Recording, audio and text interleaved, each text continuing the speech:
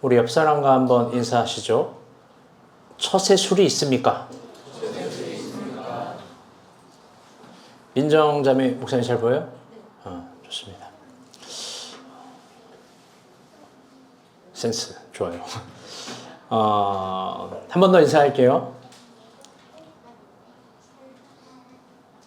오늘은 은혜 받읍시다.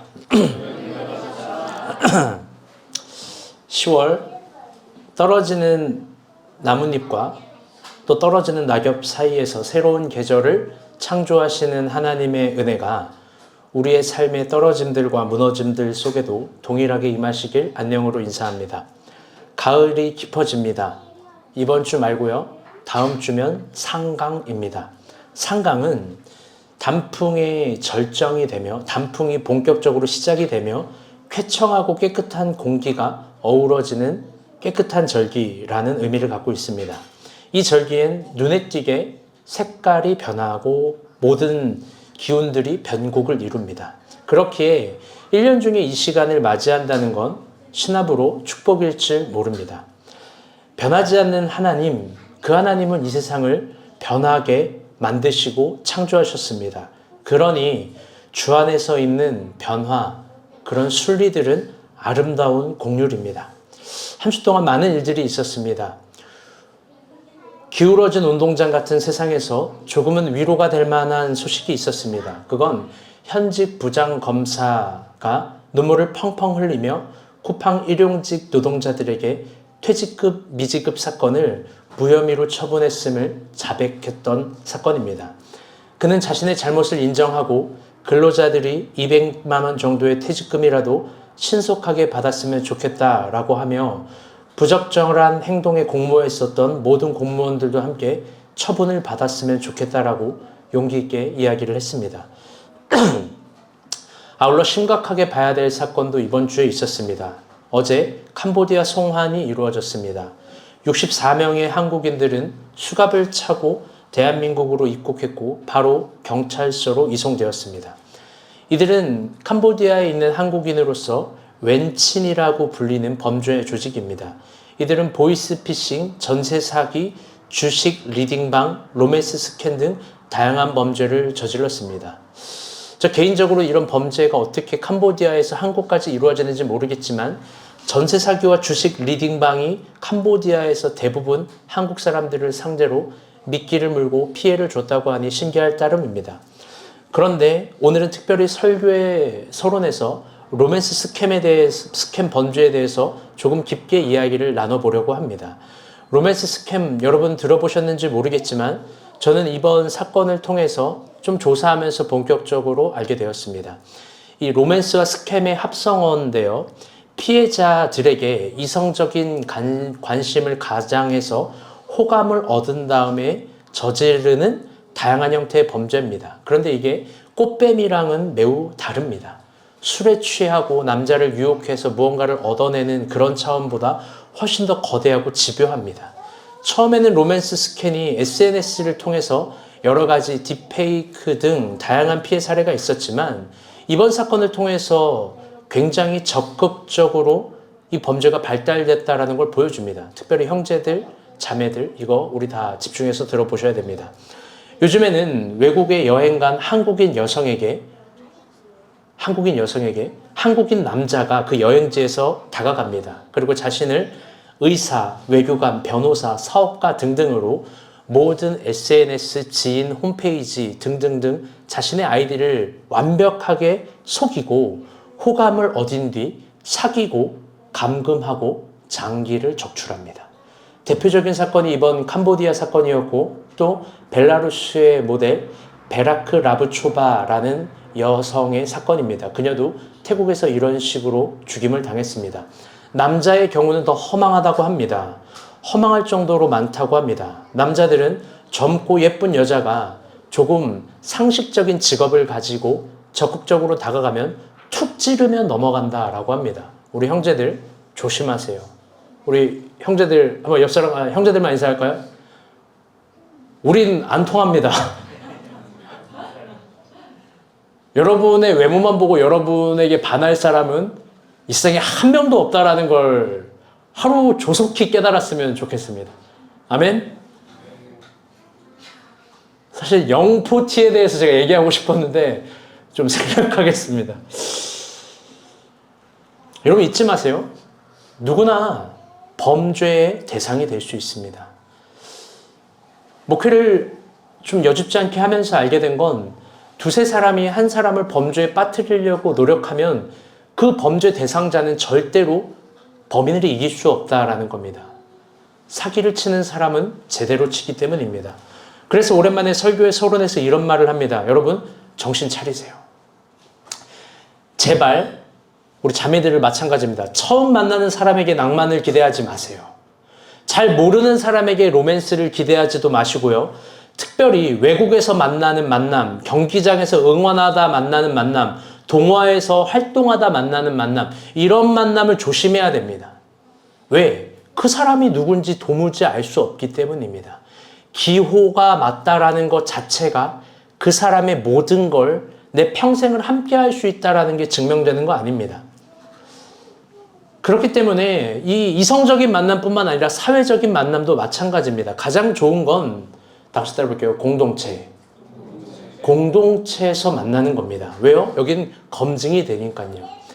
프랑스 시인 샤를 보를레드라는 유명한 시인이 1857년 악의 꽃에서 이런 시 머리말을 썼습니다. 세상에 나를 사랑할 여자는 없다. 단 한 사람 있다면 그건 나의 엄마다. 사랑하는 여러분, 목회자로서 이야기합니다. 여러분의 엄마와 우리가 본 교인 외에는 정말로 사람 조심하시길 바랍니다. 요즘은 정말로 더 사람을 조심해야 됩니다. 너무 쉽게 사람에게 여러분의 신뢰를 주지 않았으면 좋겠습니다. 우리가 본 교회가 서로 사랑한다라는 것과 이 세상 사람들에게 나를 내어준다라는 건 확연히 다른 차원입니다. 아멘. 이번 주 큐티도 역대하였습니다. 다들 어떠셨는지요? 이번 주 큐티는 이스라엘의 무너짐에 대해서 철저히 나오고 있습니다. 이스라엘은 신앙부터 무너집니다. 그리고 예배가 무너지니 결국 모든 이스라엘의 근간적 시스템이 무너집니다. 여러분, 예배, 신앙, 이건 그리스도인들에게 결코 대치될 수 없는 가치입니다. 결국 북이스라엘은 BC 722년 아수르의 사르곤 2세 왕에게 멸망합니다. 그런데 너무나 신기한 건 북이스라엘의 호세아라는 왕이 무너질 때 동시에 남유다에서는 히스기야라는 아주 엄청난 인물이 등장하는 거죠. 그런데 이 역사적 치환이 단순한 역사적 순환이 아닙니다. 번역한즉 악인이 나왔다고 의인이 대비돼서 등장하는 게 그 당연한 치환이 아니라는 거예요. 오히려 이 사건은 우리가 매우 긴장감 있고 예민하게 봐야 되는데요. 그 이유는 어쩌면 오늘날 어떤 시대에 오늘날 이 시대에 하나님이 등장시키는 히스기야가 우리인지도 모르기 때문입니다. 우리 본문 1절 한번 봅시다. 시작.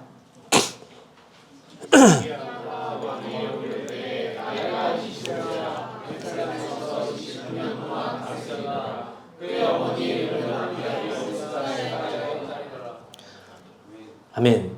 제가 이 한 본문을 설명할 텐데 이건 조금 예민하게 잘 들으셔야 됩니다. 잘 보세요. 오늘 본문은 건조하게 히스기야 나이가 25살 청년이라고 이야기를 합니다.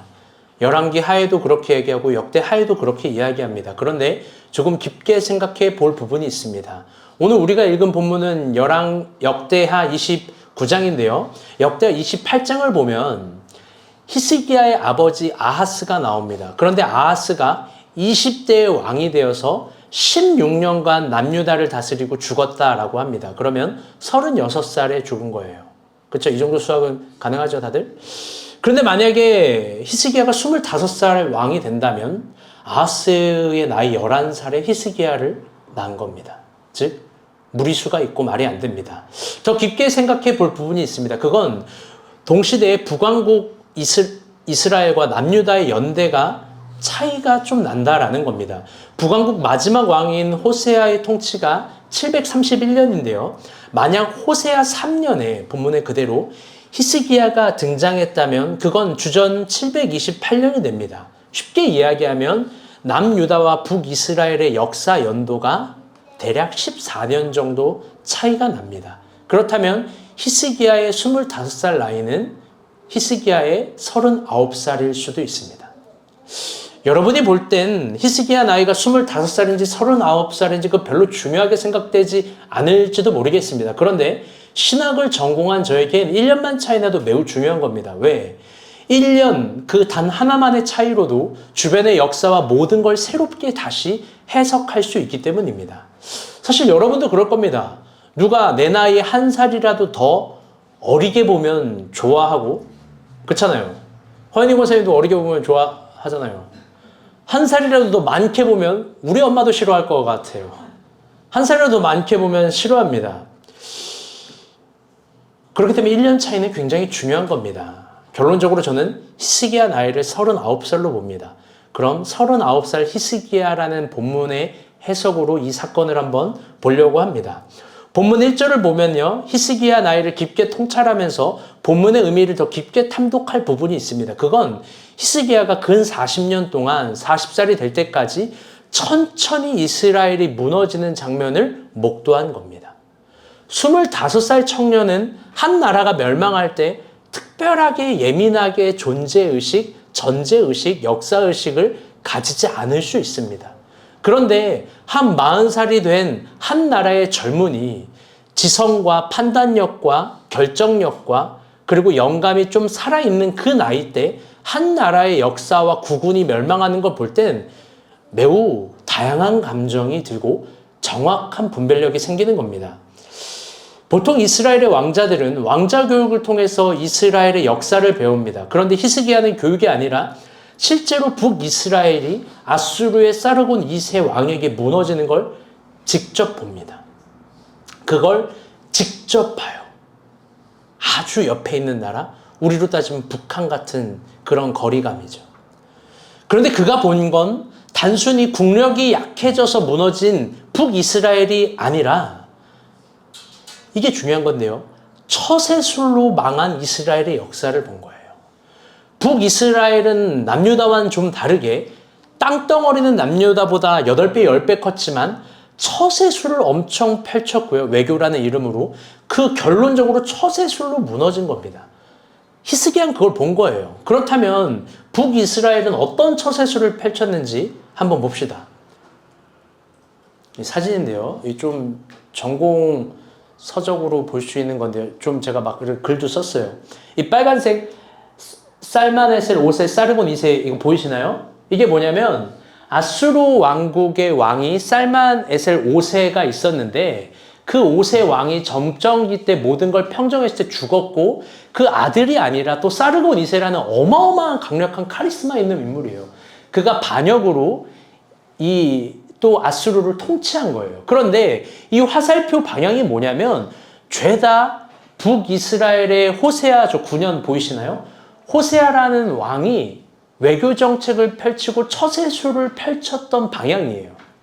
그는 처음에는 이 디글랏빌렛의 3세, 그러니까 바벨론과 침략이 아니에요. 외교술을 펼치고 쭉쭉 이쪽으로 가다가, 두 번째는 아시리아로 가다가, 그 세 번째는 또 사르곤 그 페르시아 쪽으로 가다가, 마지막에는 호세아 소에게 도움을 요청합니다. 이게 뭐냐면 이집트예요. 이집트에게 도움을 요청합니다. 즉 주변에 있는 모든 나라들에게 외교술과 처세술을 펼친 거예요. 결과는 어땠을까? 우리 한번 다시 저를 봐주세요. 이게 사진 넘겨놓고 페이지로 가주세요. 네, 저를 봐주세요. 본래는 북이스라엘이라는 지역은요, 북쪽 아까 봤지만 그 아람 지역과 그 위에 아수르라는 지역 사이에 껴있는 나라입니다. 그런데 북이스라엘은 아수르라는 나라를 대항하기 위해서 이 신흥 강국인데요, 뭐를 선택했냐면 지금 북이스라엘의 처세술이에요. 아람이라는 나라와 동맹을 맺었습니다. 상식적입니다. 그런데 북이스라엘보다 아래에 있는 남유다는 재미있게도 오히려 아람을 경계했어요. 아람을 더 믿을 수 없다고. 그래서 아람과 경계를 했기 때문에 남유다는 이 아시리아와 동맹을 맺었어요. 지금 이해되시나요? 북이스라엘은 누구랑 동맹을 맺었다고요? 아람이랑 동맹을 맺었고 그 다음에 남유다는 아수르와 동맹을 맺은 거예요. 서로 동맹을 맺은 국이 서로 경계가 된다라고 판단을 한 거예요. 한 나라였으면 이러지 않았겠죠. 그런데 결론적으로 북이스라엘은 또 이게 경계가 된다고 해서 바벨론이랑 친교를 맺고 또 경계가 된다고 해서 누구랑 경계를 맺고 친교를 맺고 마지막에 그의 처세술은 뭐였냐면 가장 힘이 없는 이집트까지 동맹을 맺은 거예요. 그런데 어떤 결과를 맞았을까? 결론적으로 북이스라엘은 아수르의 힘에 굴복되고 마지막 그의 왕인 호세아는 아수르의 숙국으로 굴복되고 본문을 보면 아주 많은 조공을 바칩니다. 그런데 시간이 지나자 북이스라엘이 뭐를 했냐? 그때 조공을 바치고 끝나면 되는데 아까 저 사진의 마지막 뭐를 했냐면 그가 이집트와 또 동맹을 맺습니다. 그러면서 이집트와 동맹을 맺으면 아수르로부터 우리가 보호받는다라고 생각했던 거죠. 그런데 결론적으로 아수르가 어라 이것 봐라 하면서 북이스라엘을 치니까 이집트는 도와주기는커녕 도망갑니다. 그리고 북이스라엘이 그냥 멸망해버려요. 그게 북이스라엘의 마지막 역사예요. 즉 그들의 처세술, 그들의 외교술은 그들에게 도움을 주지 못합니다. 잘 생각해 봅시다. 한 나라의 가장 똑똑한 경제, 정치, 문화, 외교의 사람들이 만나서 국제사회와 자신의 국익을 위해서 다양한 처세를 연구했는데 망합니다. 망해요. 이 역사의 교훈을 짧게 정리하면 다음과 같습니다. 번역한 지 따라해 볼게요. 아무도 앞날을 모른다. 아무도 앞날을 몰라요. 왜냐하면 인간은요. 저번에도 이야기했지만 이걸 잊지 말아야 돼요. 처음부터 무언가를 완벽하게 선택할 수 있는 지적 능력이 없어요. 그래서 가장 큰 유혹은 나비효과 같은 거예요. 내가 그때 이걸 선택했어야 되는데 내가 저걸 선택했어야 되는데 그러면 많은 것들이 바뀌어 있을 것 같지만 사실은 그걸 선택한다 한들 게으르고 태만하고 하나님을 믿지 않는 나는 동일한 결과를 얻을 확률이 아주 높습니다. 생각해 봅시다. 이권 앞에서는 이집트와 아수르도 적이 아니라 친구가 됩니다. 인간의 지성은 도무지 보이지 않는 걸 파악할 수 없어요. 그래서 20세기 가장 탁월한 외교관이라고 불리는 헨리 키신저, 예전에 설교 때도 설명했는데 미국의 가장 탁월한 외교관인데요. 그 사람이 이런 명언을 알리죠. 미국에게는 영원한 적도 영원한 친구도 없다. 오직 국익만 존재할 뿐이다. 여러분 이게 역사의 민낯이차 사실의 인간 가운데 있는 적나라한 표정입니다. 우리는 이득만 되면 누구라도 쉽게 버릴 수 있고 이득만 되면 가장 미워했던 사람도 가장 절친이 될 수 있는 거예요. 그게 히스기야가 40년 동안 천천히 무너진 이스라엘을 본 역사의 진실이었던 겁니다. 그런데 그가 또 40년 동안 본 게 한 게 있습니다. 그건 뭐냐면 그의 아버지입니다. 오늘 본문 28장 22절부터 25절 봅시다. 시작.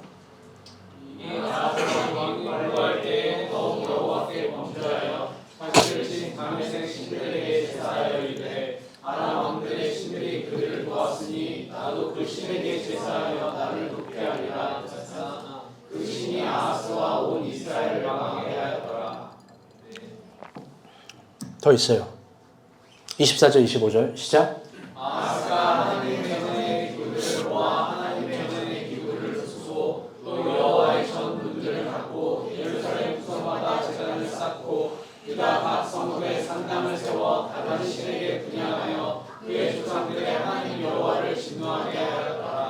아멘. 여러분 이게 너무나 무서운 역사인데요. 23절을 천천히 보게 되면요. 23절 띄워주세요. 논리가 찬란해요. 자기를 친 다메섹 신들에게 제사하여 이르되 아람 왕들의 신들이 그들을 도왔으니 나도 그 신에게 제사하여 나를 돕게 하리라. 그 신이 아하스와 온 이스라엘을 망하게 하였더라. 무슨 말이냐면요. 히스기야의 아버지 아하스는요. 자기를 친 다메섹 아람신 다메섹 신들에게 제사를 해요. 왜? 그들의 신이 우리의 적을 도왔으니까 내가 그 적들의 신을 섬기면 나를 돕지 않겠느냐? 여러분 논리적으로 틀린 말이 어디 있어요? 여러분 이런 식으로 접근합니다. 이런 말도 안 되는 말을 해요. 그러면서 그가 뭐를 하냐면 24절이에요. 이건 다시 한번 읽어볼게요. 시작. 아하스가 하나님의 전에 기도를 모아 하나님의 전에 기도를 주고 또 여호와의 전문들을 닫고 예루살렘 성마다 재단을 쌓고. 아멘. 그가 뭐 하냐면 그는 역대 왕 중에 아무도 하지 못한 걸 하는데요. 여호와의 전 문을 다 부시고 성전 기gun을 부셔버리고 레위인도 쫓아버리고 예루살렘 구석구석에서 다메섹 신상을 세웁니다. 즉 아하스는요 처세술 신앙이에요. 처세가 불리하면 쉽게 하나님을 버립니다. 그리고 다른 신을 쫓는 거예요. 번역한즉 40년 동안 히스기야는 이런 처세술 신앙을 가진 아버지를 본 거예요. 지긋지긋했겠죠. 혹은 혼돈스럽지 않았겠습니까? 그래서 히스기야는 위대한 왕이기 전에 축축한 물기를 머금은 비운의 인물이에요. 그가 물려받은 나라는 정령 망하기 일보 직전의 남유다예요. 여러분 그런 나라에서 뭐 선하고 아름다운 게 나올까요? 그런데 오늘 본문을 보면 그가 왕이 되고 첫 번째 한 일이 나옵니다. 그럼 뭐냐? 그가 어떤 일부터 했는지 한번 봅시다. 3절부터 5절입니다. 시작.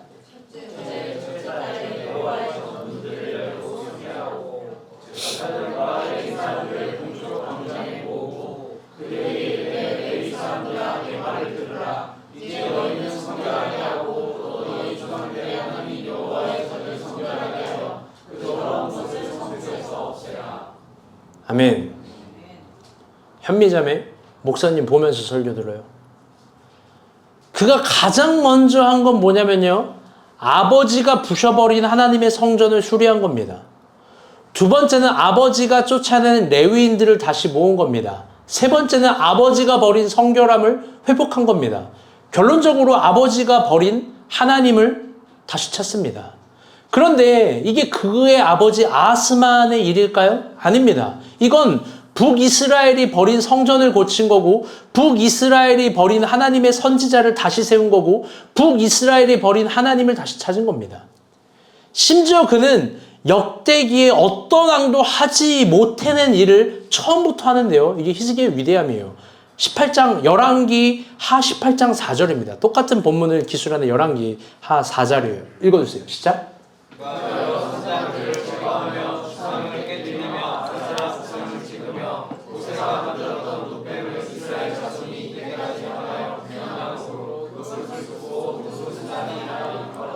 아멘. 그는 아버지 아하스가 세운 모든 이스라엘의 우상들을 다 부셨거든요. 사실 여기는요 엄청난 이권 카르텔이 있었을 거예요. 종교와 정치, 신상을 만들고 또 거기에 경제적인 어떤 카르텔들. 왜냐하면 이스라엘이라는 게 뻔하거든요. 그런데 그 이권 카르텔도 다 뭉개버리고 부셔버리고 그 다음에 심지어 모세가 만들었던 놋뱀마저 부셔버립니다. 사실 이건 이스라엘의 몇 안 되는 정말 소중한 보물이에요. 왜? 이스라엘의 모세 시대 때 알죠? 광야에서 이 놋뱀을 보는 사람은 구원을 얻는다. 이걸 안 보는 사람은 죽는다. 그래서 이게 이스라엘에 남아온 몇 안 되는 아주 소중한 보물인데 딱 보니까 그게 하나님의 위치를 대신하고 있다라고 히스기야는 느낀 거예요. 그래서 뭐냐? 부셔버린 다음에 이걸 앞으로 느후수단이라 하라 합니다. 느후수단이 뭐냐면 그냥 놋조각이에요. 저거 그냥 놋조각일 뿐이야.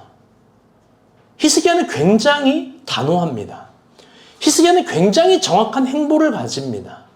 우리가 역사를 글자로만 읽을 때는 그리고 또 이런 언어로만 들을 때는 무미건조하게 바라볼 수 있습니다. 그런데 이게 말처럼 그렇게 쉬운 일이 아니에요. 왜 그러냐? 가장 보통의 제국의 역사를 보게 되면 한 나라가 망할 때쯤에 세워진 왕들은 거의 다 굴종적이에요. 유약하고 소심하고 가볍습니다. 로마의 역사, 비잔틴 로마의 역사, 중국의 역사, 아니 우리나라 역사만 봐도 마찬가지입니다. 한 나라가 망할 때쯤 세워진 왕들은요 다 굴욕의 역사를 가지고 있어요. 그들은 자세를 고민하지 못해요. 그들은 처세만 고민합니다. 우리도 한번 깊게 생각해 봅시다. 만약 우리의 결정 가운데 우리가 한 나라의 왕으로서 우리 때문에 국군이 걸려 있다면 여러분 정말로 첫 번째로 여호와의 전을 수리할 수 있을까요? 두 번째로 여러분 레위인들을 다시 세울 수 있을까요? 세 번째로 온 이스라엘에게 선교를 선포할 수 있을까요?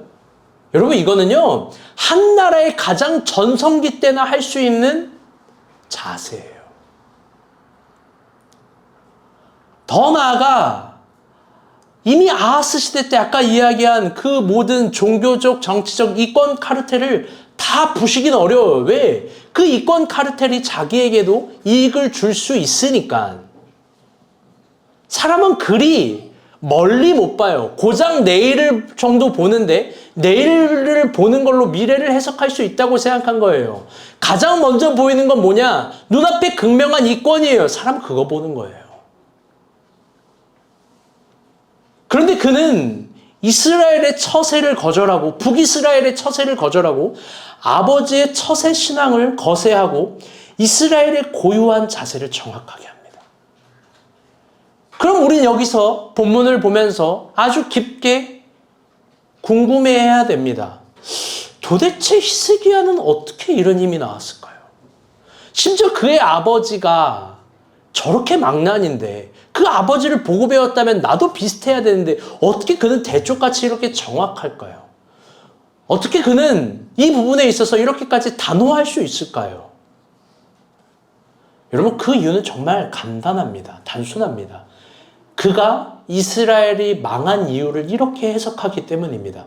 5절부터 9절입니다. 이거 정말 중요해요. 4절인데 우리 천천히 봅시다. 시작.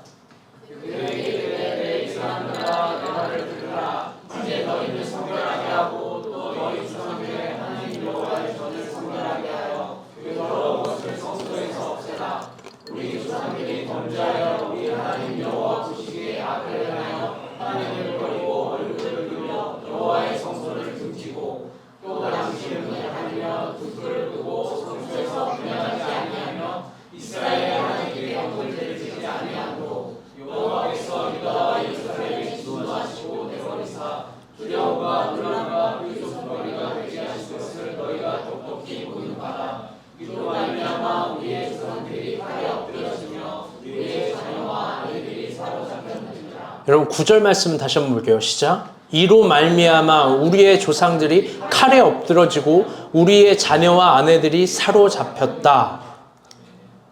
그는 역사를 보면서 확신했어요. 그가 이렇게 단호한 이유는 여기에 정말 확신했던 거예요. 이스라엘이 망한 이유는 하나님 앞에서 망할 짓해서 망한 거예요. 이스라엘이 망한 이유는 처세술이 부족하고 외교적 결례를 범하고 국가적 국력이 약해서 그런 것이 아니라 하나님 앞에서 망할 짓을 했기 때문에 망한 겁니다. 여러분 그렇다면 오늘 설교를 들으면서 우리 한번 적용해 봅시다. 여러분 우리는 어떨까요? 우리 다 알잖아요. 망할 짓 뭔지. 여러분 망할 짓 알면서 왜 우리 망할 짓을 포기 못하는 거예요? 상황에 따른 처세로 승부를 볼 수 없다는 거 알면서 왜 신앙의 자세를 추구하지 않을까요? 도대체 왜? 그건 결국 이것 때문에 그럽니다. 다 같이 한번 따라해 볼게요. 하나님을 안 믿기 때문이다. 그건 결국 하나님을 안 믿기 때문이에요. 우리가 하나님을 믿는 차원을 이런 차원으로 이해하면 안 돼요.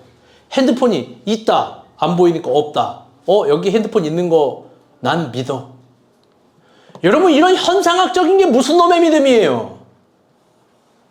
하나님을 믿는 건 이건 당연한 차원인 거고 또 다른 차원인 거예요. 제가 최근에 참 충격적인 영상을 봤습니다.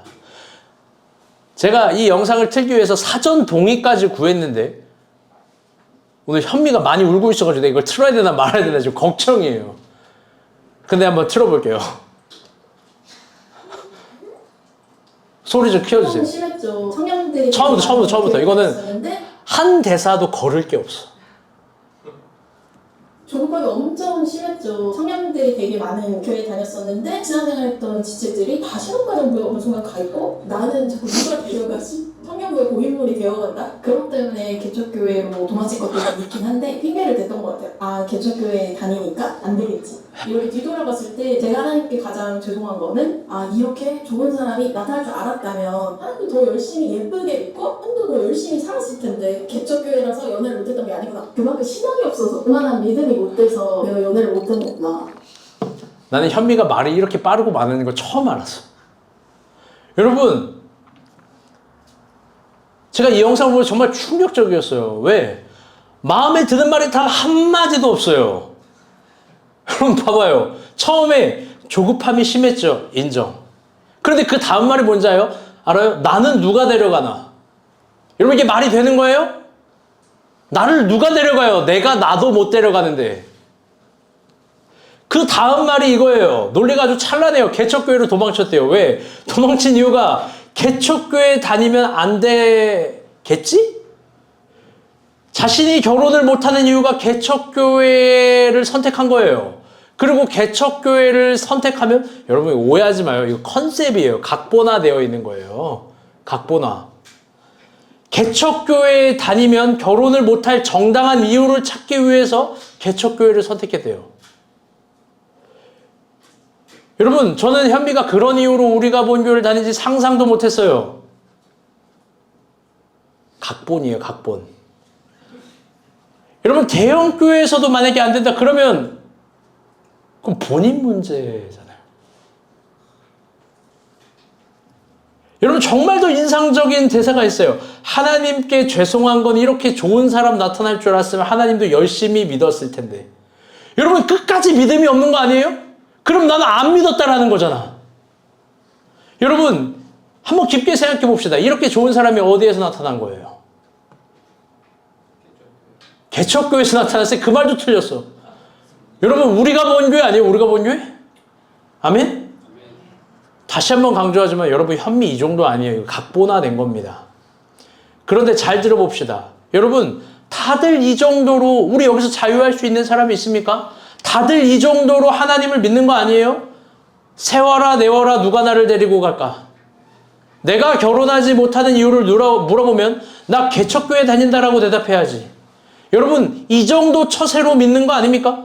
늘 못할 이유와 안 될 이유에 대해서 처세로서 준비로서 대답하고 있는 거 아니에요? 내가 못할 이유가 정확하고 안 될 이유가 정확하고 그것만 늘 정확하게 소망처럼 말하는 거 아닙니까? 여러분 그런데 잘 생각해 봐요. 그 개척교회에서 크썸을 만들어내고 섭미팅을 만들어내고 그렇게 무언가를 또 전진하는 사람도 있는 거예요. 그 사람은 지금도 꿈을 꾸죠. 처세로 믿는 게 아니라 하나님을 향한 자세로 믿는다는 거. 여러분 개척교회라서 진짜 안 되는 겁니까? 여러분 안 되는 거에는 그렇게 이유가 정확하면서 늘 되는 거에는 이유를 대지 못합니다. 사랑하는 여러분, 우리가 진정 하나님을 믿는다라는 거, 여러분 그건 무슨 말일까요? 히브리서 11장 6절 말씀 한번 봅시다. 시작.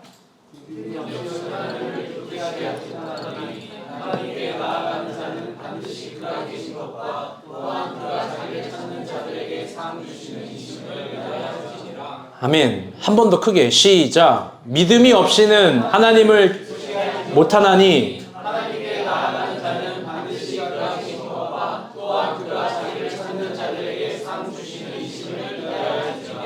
아멘. 여러분 히브리서 11장은 믿음장인데요. 히브리서 11장 6절에 믿음으로 살아간 사람들의 이야기를 하기 전에 그 사람들을 한마디로 요약한 거예요. 하나님을 믿는다는 의미는 어떤 차원이냐? 하나님을 기쁘게 하려는 다양한 사랑의 감정이 있는 거예요. 그 사랑의 코어가 없다면 하나님을 믿는 게 아니에요. 하나님을 기쁘시게 해드리고 싶어하는 그 사랑의 코어. 그런데 여러분 이 지점에서 신앙의 해석이 필요합니다. 그러면 도대체 어떻게 하나님을 기쁘시게 할 수 있는 거예요? 여러분 막 재롱을 떨어야 될까요? 노래를 불러야 될까요? 아니면 막 민정자매처럼 가판에서 막 이렇게 하늘을 나는 막 싸이 같은 춤을 춰야 되는 거예요?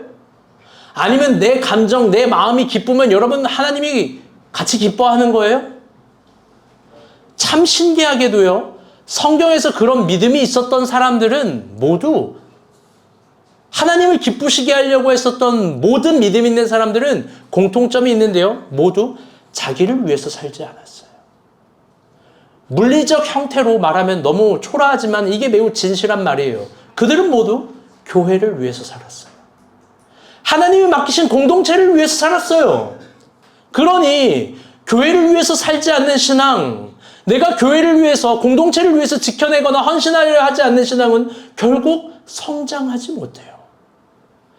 잘 생각해봐요. 한 사람의 신앙이 한 개인의 강화와 상승과 꿈과 비전만을 위한 거라면 여러분 그건 주술과 다름이 없을걸요?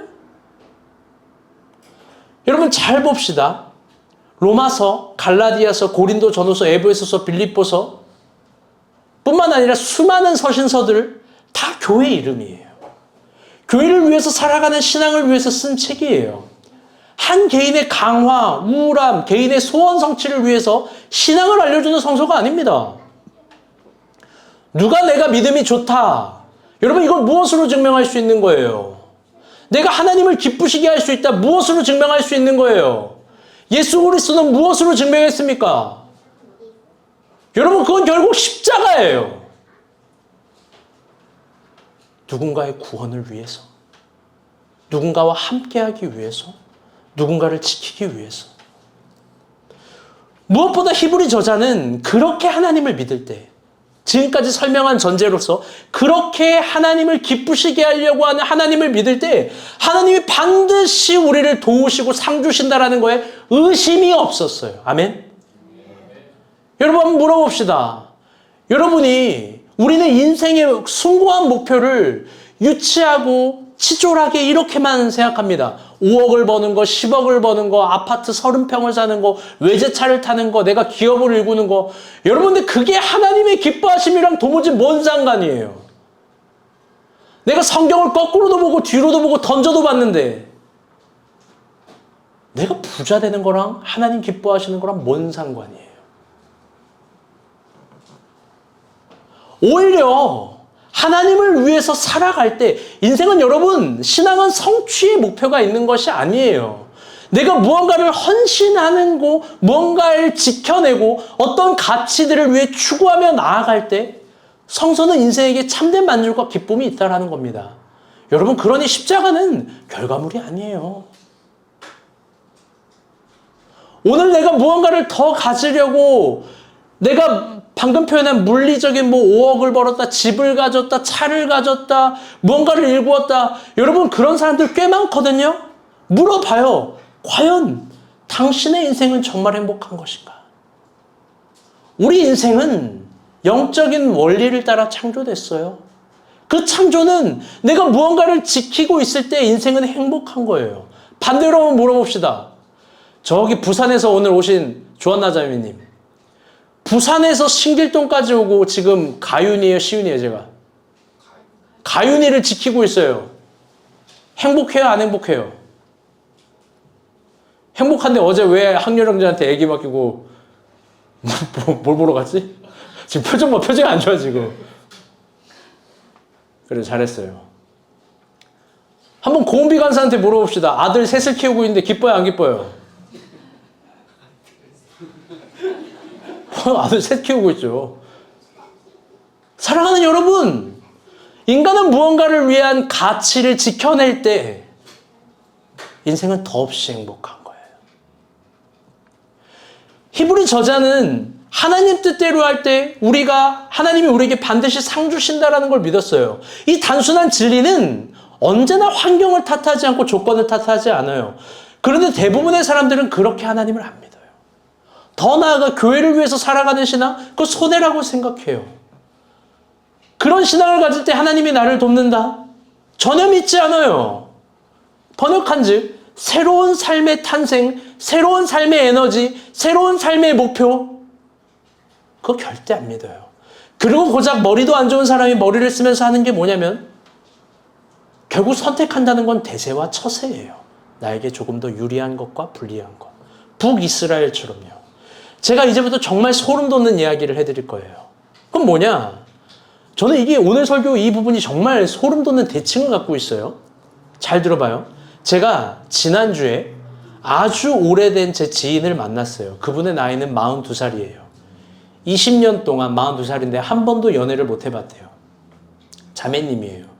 직장도 20년 전에 계약직으로 들어간 그 회사에 계속 다녀요. 월급이 20년 동안 안 올라요. 지원관사 우울해요, 안 우울해요? 우울해요? 근데 야근해서 5만 원 주면 행복해요, 안 행복해요? 다들 그래요. 어떻게 거기에 행복을 느꼈어? 한번 물어봅시다. 20년간 월급도 안 오르고 너무 지쳤대요. 근데 혼자를 잃고 상담을 받고 싶어서 저에게 10년 만에 연락을 했어요. 제가 알고 있었던 교회 누나였어요. 참고로 그분은 한 청년부가 500명 정도 다니는 교회를 다니고 있어요. 제가 물어봤어요. 하나님 믿는데 왜 직장 안 옮겨요? 다른 거 도전도 해보지.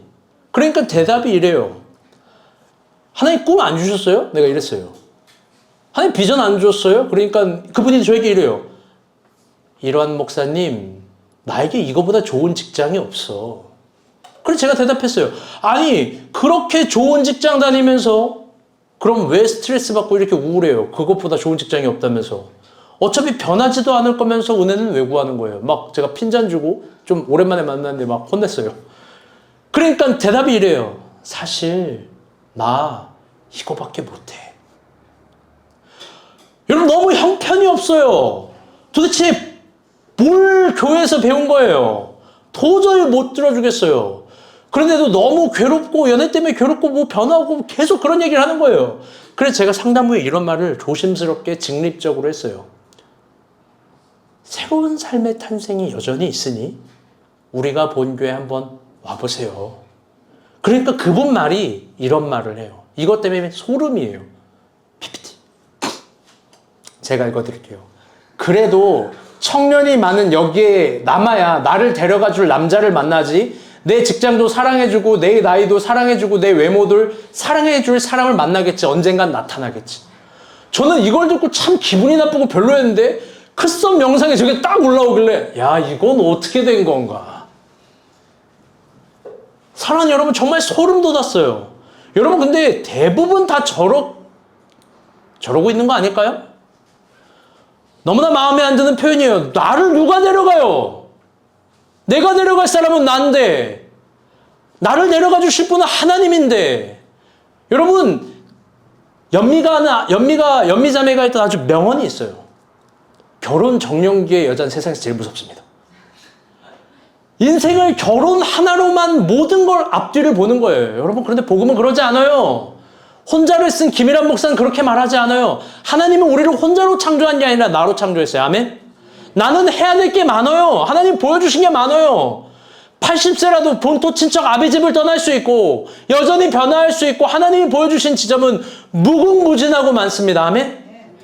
결혼은 일부예요. 정말 일부예요. 그러면서 내 인생에 할 수 있는 게 얼마나 많은데, 배울 수 있는 게 얼마나 많은데, 걸어갈 수 있는 길이 얼마나 많은데 여기 있으면 나를 데려다 줄 사람 만나겠지. 여러분 근데 다 저러고 믿고 있는 것 같아요. 그런데 한번 물어봅시다. 여러분 저게 믿음입니까? 제가 자주 책망하는 바 저거야말로 돌이 떡이 되게 해달라고 하며 하나님을 시험하는 거 아닐까요? 여러분 이게 정령 하나님이 상 주시는 믿음입니까? 오늘 부분에서 진짜 인상적인 부분이 있습니다. 3절 17절입니다. 읽어볼게요. 시작.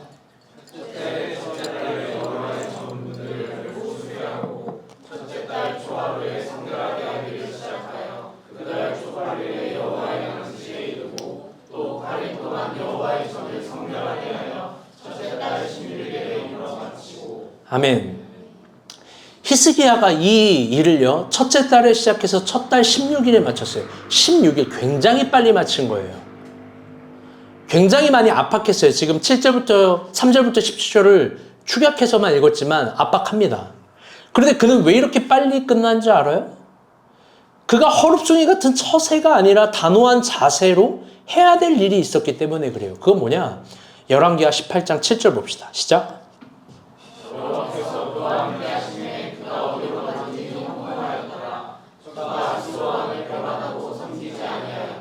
아멘. 여러분 아까 말했죠? 남유다는 아수르와 친교를 했어요. 북이스라엘은 아수르와 친교를 안 해서 망했어요. 그런데 그가 아수르 왕을 배신해요. 이게 중요한 자세입니다. 만약 그가 처세를 고민하는 사람이었다면 아수르에게도 만족을 주고 하나님에게도 만족을 주고 이스라엘 백성들에게도 만족을 주고 자기를 반대하는 사람들에게 계속 만족을 주려고 했을 거예요. 그런데 그는 자세를 정확하게 합니다. 그리고 아수르를 배신해요. 성경은 그가 배신하자마자 그를 어떻게 평가하는지 알아요? 20절, 21절입니다. 시작.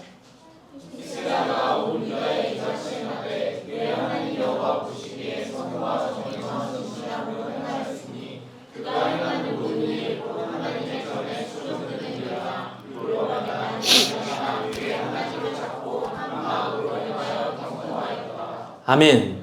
여러분, 그가 아수르를 배신하는 자세를 갖자마자 하나님은 성경은 그를 여호와 보시기에 선과 정의와 진실함으로 행했다. 열왕기, 이거는 역대한데요. 열왕기서에는 뭐라고 표현하면 그의 전후로 다윗 전후로 이와 같은 왕이 없다. 그가 하는 모든 일이 하나님께서 마음에 들었다. 이런 얘기를 합니다. 하나님이 이런 평가를 해요. 그런데 한번 봅시다. 진짜 배신을 한 아수르는 기분이 나빴을까요? 안 나빴을까요? 나쁘죠. 기분 나쁘죠. 그러니까 32장 1절에 바로 이렇게 됩니다. 이게 31장 마지막인데 32장 1절에 이렇게 돼요. 시작.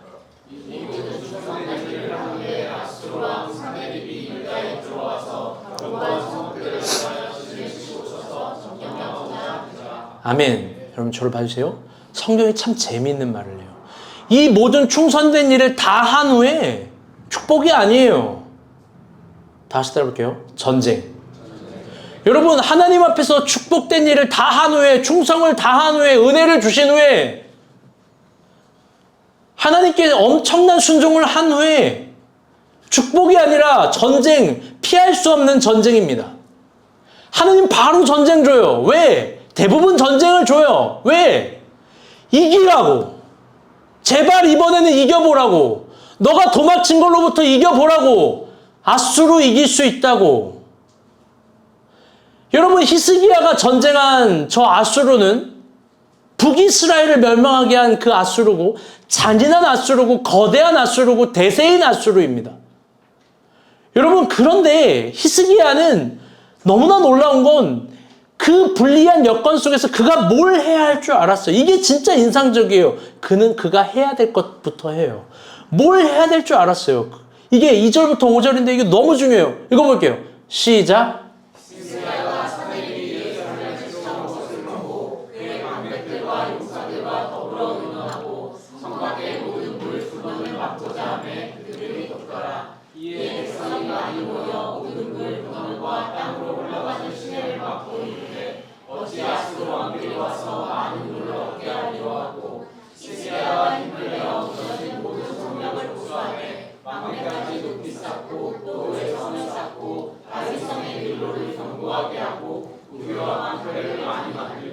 아멘. 여러분 잘 들어봐요. 중요합니다. 잘 들어봐요. 히스기야는 자세를 정확하게 하고 자기가 이날을 기다린 것처럼 행동합니다. 어떻게 하냐? 먼저 아수르로 흘러가는 물을 끊어버려요. 사내립이 쳐들어온 거 보고 그 다음 내가 뭘 해야 될지 정확히 아는 거예요. 여러분 지금 이들이 마주한 직면은 계곡이에요. 예루살렘 성 바로 아래 계곡이 있어요. 그 엄청난 계곡, 산골짜기거든요. 계곡이 아니라 산골. 그 아래서 물을 딱 끊어버렸어요. 아마 생각지도 못했겠죠. 물을 끊고 나서 뭐를 하냐? 4절 보게 되면요. 물을 끈 다음에 여러분 5절 보게 되면 이래요. 5절 인간사님이 크게 읽어주세요. 빨간색 글씨만 시작. 모든 성벽을 보수하되 망대까지 높이 쌓고 또 외성을 쌓고 다윗 성의 밀로를 견고하게 하고 거기까지. 뭐를 하냐? 외성을 더 높이 쌓고 망대를 더 높이 쌓고 히브리어로 보면 쌓고 또 쌓고 쌓고 또 쌓고예요. 여러분 저 예루살렘의 지형은 산골짜기예요. 예루살렘이 굉장히 높아서 요새라는 별명이 있는 거예요. 그런데 더 높게 쌓고 더 높게 쌓고 더 높게 쌓고 물을 끊어버렸어요. 태양이 비출 때 아수르 사람들은 예루살렘이 갑자기 커 보였을 거예요. 자기의 군대보다. 물이 없다라는 걸 판단했을 때 그들은 긴장했을 거예요. 그리고 저녁에 횃불이 올라오면서 전쟁도 하지 않고 대치만 하고 있는 거예요. 끝까지. 대치를 할 때 믿는 구석이 있는 건가? 의심했을지도 몰라요. 마치 이스라엘이 작지 않고 더 크게 보이는 것처럼 합니다. 그리고 이스라엘 안에서는 그 경계와 밖에서 정말 멋진 말을 해요. 7절, 8절입니다. 시작. 너희는 마음을 강하게 하며 담대하고 아수르 왕과 그를 따르는 온 무리로 말미암아 두려워하지 말며 놀라지 말라. 우리와 함께 하시는 이가 그와 함께 하는 자보다 크니 그와 함께 하는 자는 육신의 팔이요 우리와 함께 하시는 이는 우리의 하나님 여호와시라. 반드시 우리를 도우시고 우리를 대신하여 싸우시리라 하매 백성이 유다 왕 히스기야로 말미암아 하시니라. 아멘. 여러분, 이 본문을 너무 오늘 본문이 많아서 다 안 갖고 왔는데 이걸 어디서 하냐면요. 아수르의 사내리 군대가 듣는 그 앞에서 하고 이스라엘 백성 듣는 앞에서 하는 거예요. 마치 히스기야가 히브리서를 읽은 것처럼 이야기합니다. 하나님이 반드시 우리를 돕는다. 하나님이 반드시 우리를 돕는다. 우리와 함께 하시는 이가 저들보다 크다. 저들은 고작 육신의 팔이다. 이 본문을 더 차용해서 갖고 오면 아수르의 군대장인 랍사게라는 사람이 히스기야의 말을 듣지 말라고 막 번역해요. 그런데 이스라엘 백성들이 움직이지 않아요. 요동하지 않는다고요. 그러면서 이야기를 해요. 하나님이 반드시 우리를 도우시리라. 하나님이 반드시 우리를 도우시리라. 저들의 팔은 고작 육신일 뿐이다. 사실 저는 오늘 설교 본문을 보면서 연구하면서 이 본문을 보면서 정말 펑펑 울었어요. 하염없이 울었어요. 자료를 찾아보면 막 더 가슴이 저미고 울었어요. 왜 그런지 알아요? 사진 하나 봐요. 여러분, 이게 아수르 제국이거든요. 당시 아수르가 이만큼 커요. 여러분, 이 가운데 구멍 보여요? 가운데 구멍? 여러분, 이게 고작 남유다예요. 지금 북이스라엘도 멸망했어요. 다 아수르라고. 아수르를 이길 수 있는 나라는 없어요. 이집트, 바벨론 다 아수르에 멸망했다고. 그런데 외치는 거예요. 하나님이 우리를 도울 거야. 하나님이 우리를 도울 거야. 저들의 팔은 고작 육신이야. 남유다가 너무 작아요. 작아도 너무 작습니다. 여러분, 이럴 땐 처세가 답이에요. 머리를 숙여야 되잖아요. 그런데 그는 하나님이 도우신다라는 걸 정말로 아수르보다 크게 본 거예요. 여러분, 그런 결과가 어떻게 되었을까? 21절, 23절입니다. 봅시다. 시작.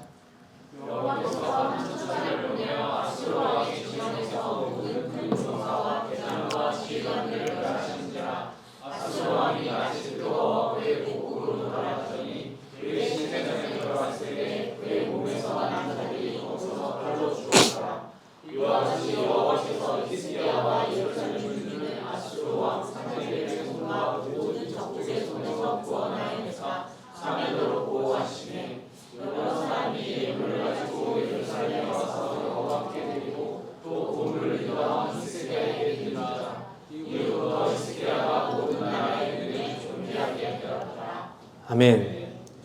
여러분, 저는 정말 저 본문을 오랜만에 설교 준비하면서 정말 펑펑 울었어요. 여러분, 히스기야가 믿음대로 이겼잖아요. 성경의 역사를 문자와 글자로만 볼 땐 감동이 없겠지만 조금만 더 깊게 보면 여러분, 저는 히스기야의 사생결단이 보이는 거예요. 사랑하는 여러분, 믿음은 나에게 더 좋은 걸 선택하는 고작의 처세술이 아니에요. 여러분, 신앙이라는 건요, 그냥 이렇게 하면 나에게 더 이득이 되고 강화가 되고 나에게 더 유리하겠지라고 생각하는 어떤 계산적 선택이 아니에요. 어떤 부분은 사생결단을 해야 되는 거예요. 여러분, 믿음대로 이깁니다. 아멘? 처세술로 얻긴 뭘 얻어요? 북이스라엘은 처세술로 결국 나라를 붕괴시켰어요. 아하스는 처세술 신앙으로 남유다를 말아먹었어요. 그런데 히스기야는 하나님 앞에서 처세가 아니라 아름다운 자세로 이스라엘을 구원합니다. 여러분, 정말 우리는 그걸 믿습니까? 원래 오늘 설교 제목 이거였어요. 누가 나를 데려가줘. 여러분, 누가 내 인생을 데려가줘요? 사랑하는 여러분, 엄밀하고 냉정한 이야기 할게요. 정현미 자매, 이성민 형제 믿지 마요. 여망열 형제, 조한나 자매 믿지 마요. 진짜 안 믿는 표정으로.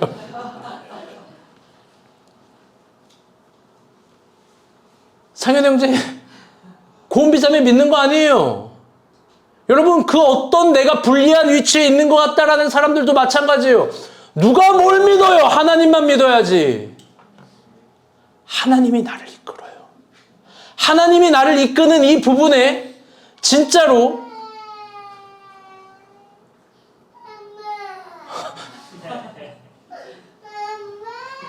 알았어요. 설교 끝내라고 저렇게 오네. 아직 안 끝났어. 채아에게 질 수가 없지. 여러분, 하나님이 나를 끄시는 이 부분에 대세와 처세를 따르지 말고 사생결단으로 그분이 따르는 대로 가는 거예요. 이 세상에 가장 위대했던 것들은 작은 것들부터 시작했던 겁니다. 하나님이 함께 하실 때 이스라엘의 구원이 임합니다. 아멘? 이번 주에 참 신기한 주였습니다.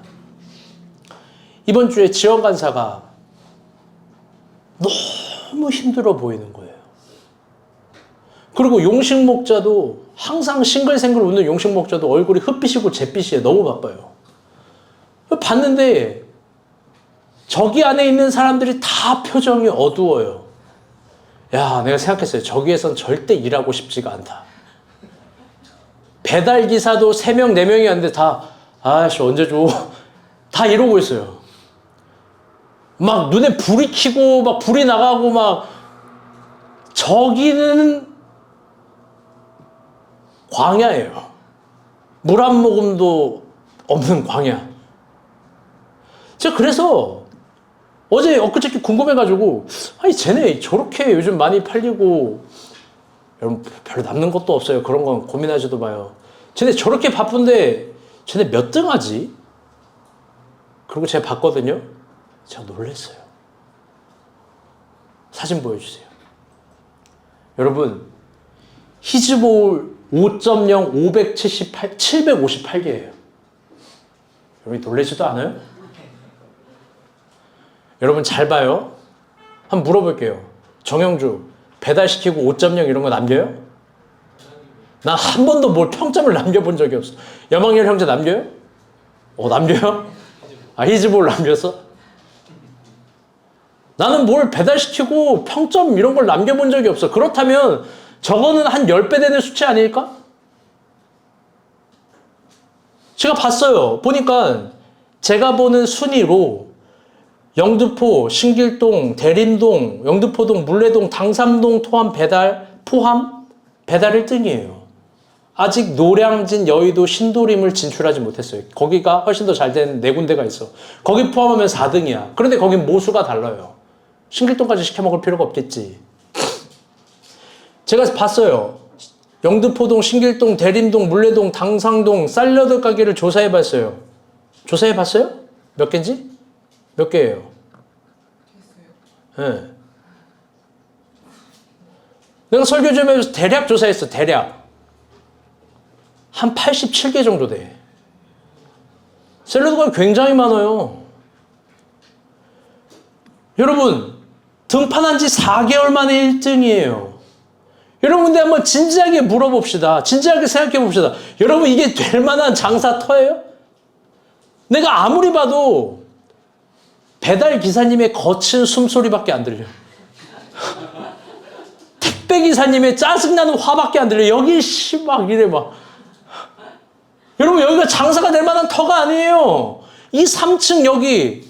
여러분, 근데 이 공간에서, 이 작은 공간에서, 이 안 될 것 같은 공간에서 여러분 지금 아수를 때려잡은 거 아니에요? 여러분, 다른 사람들은 비결을 물어볼 거예요. 여러분, 전략을 물어볼 거고 레시피를 물어볼 거예요. 여러분, 본인도 몰라요. 할 수 있는 말이 은혜밖에 없는 거 아닙니까? 여러분 처세술로 뭘 얻어요? 여러분 처세술로 뭘 이걸 해결할 수 있는 거예요? 지원 간사님이 앞도 못 보는 철없는 시절 몰기도에 이런 기도 제목을 썼어요. 영등포구에서 배달 1등이 되게 해달라고. 여러분 평일에 나의 얼굴도 보기 싫어. 맨날 안 좋게 인상만 쓰고 있으니까. 여러분 진짜 영등포구에서 1등이 되는 그날 표정이 어떨까? 여러분 그런데 이건 많은 자세가 담겨있는 기도죠. 많은 자세. 돈을 벌려고 하는 것 이상의 자세예요. 만약 이 자세가 하나님 앞에서 선한 거라면 여러분 어떨까? 저는 오늘 학렬 형제가 진짜 가족을 데리고 왔어요. 이제 퇴로는 없습니다. 아주 좋은 자세를 가질 때예요. 이젠 죽기 살기로 정말 하나님 구하는 거예요. 아멘? 하나자매 아멘? 이제 앞일을 다 버려야 돼요. 하나님이 인도하시는 대로 또 가는 거예요. 갑자기 내가 집이 쫓겨난다. 아멘 하고 가는 거예요. 학원이 강남에서 영등포로 옮겨간다. 그러면 아멘 하고 가는 거예요. 왜? 하나님도 움직일 거거든요. 하나님도 움직일 거예요. 물어봐요. 아무도 우리 중에 그렇게 될 계획을 갖고 여기까지 온 사람이 없는 겁니다. 사랑하는 여러분, 진지하게 이야기합니다. 처세는 하나님을 못 믿습니다. 그런데 진정 아름다운 자세는 정말 하나님을 믿는 거예요. 그렇다면 진정 아름다운 자세란 뭐냐? 그건 진짜 내가 하나님을 믿는 자세는 단순합니다. 다 같이 따라보겠습니다. 내가 진짜가 되는 것. 내가 진짜가 되는 거예요. 가끔씩 우리는 우리도 모르게 큰 것을 동경할 때가 있어요. 내가 가지지 못한 것은 특별한 것이 있을 거라고 생각하는지 모르겠어요. 그런데 다 가짜예요. 그게 거짓말이에요. 우리가 진짜 동경해야 될 건 진짜가 되는 거예요. 거대해지는 것이 아니라 진짜가 되는 거예요. 제가 최근에 우리 교회 성도들 중에 들었던 심장이 뛰었던 설레었던 말 중에 하나가 있어요. 의연 형제가 했던 말이에요. 의연 형제가 여러분 저 연구하는 사람이잖아. 박사과정 준비하는 사람 똑똑해. 얼마나 우리와 다르지 교회를 다닐 때 수십 개 교회를 탐방한 거야. 저 똑똑한 사람이 탐방하고 우리가 본 교회를 선택했어요. 아멘? 여러분 처세로 생각한다면 다른 교회 갔겠죠. 여러분 그런데 진짜를 아니까 할렐루야. 의연 형제 아멘? 의연 형제가 꿈꾸고 바라는 모든 것들이 하나님께서 은혜를 주시리라 믿습니다. 아멘? 그럼요. 진짜가 될 때 하나님이 도우세요. 반드시 은혜를 주세요. 그리고 상을 주세요. 아멘? 그거 작지 않습니다. 그러니 기적을 원한다면 우리가 선지자가 돼서 광야로 나가는 수밖에 없습니다. 자주 말하지만 그날 골리앗을 쓰러뜨렸던 돌멩이 5개는 여전히 이스라엘 해변에 있습니다. 내 나이에 내 조건에 내 학력에 아무것도 할 수 없다고 말하는 사람 그 말대로 믿은 대로 될 겁니다. 그러나 그런 분들 하나님 피곤하게 은혜를 구하지 않았으면 좋겠습니다. 왜? 은혜를 줘도 결국 안 할 거니까요. 말씀의 결론을 맺겠습니다.